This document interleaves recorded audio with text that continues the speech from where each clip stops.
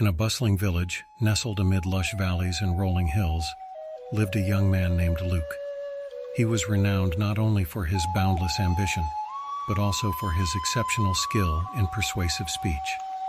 With words that flowed like a melodious river, Luke had the ability to sway hearts and minds, and his influence was felt far and wide.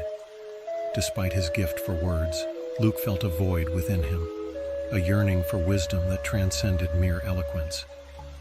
He had heard whispers of the great Gautam Buddha, a sage whose teachings were said to hold the keys to profound insight. Driven by his thirst for knowledge, Luke embarked on a journey to seek the counsel of the Enlightened One. After traversing rugged landscapes and crossing glistening rivers, Luke finally arrived at the tranquil grove where Buddha resided. With a heart full of reverence, he approached the sage, seeking guidance on the path to true wisdom. Buddha's serene gaze met Luke's eager eyes. "Greetings, young seeker," Buddha began, his voice carrying the weight of ages. "I sense a fire within you, a desire to learn and grow. Wisdom, my friend, involves knowing when to speak and when to be silent." Intrigued, Luke leaned in, absorbing Buddha's words like a sponge.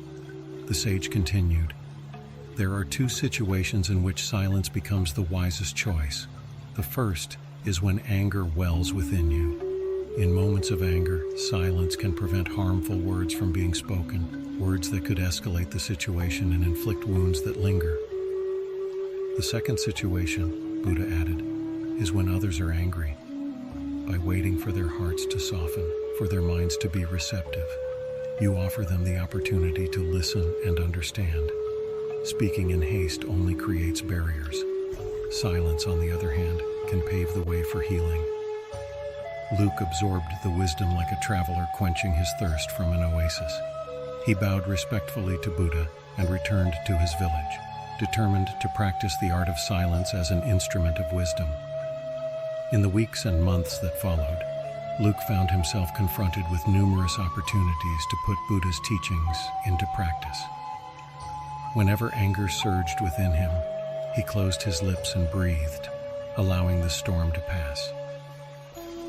When others were in turmoil, he listened with an open heart, offering his words only when the moment was ripe.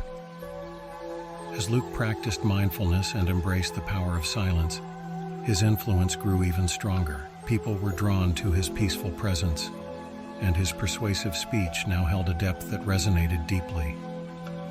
He became a respected figure in his community, known not only for his eloquence, but also for his wisdom. Luke's legacy spread far and wide, touching the lives of generations to come. One such life was that of a young man named Sujit. He stumbled upon Luke's story in an old manuscript, and the tale of Luke's journey to wisdom ignited a spark within him. Sujit, too, sought to embrace the power of silence and mindfulness, channeling the teachings of Buddha and Luke to guide his own path. And so the echoes of wisdom traveled through time, carried by those who had learned the art of silence and the significance of thoughtful speech. The tale of Luke's transformation, fueled by his encounter with Gautam Buddha, continued to inspire souls to cultivate inner wisdom, to listen before speaking, and to nurture a legacy of tranquility and enlightenment.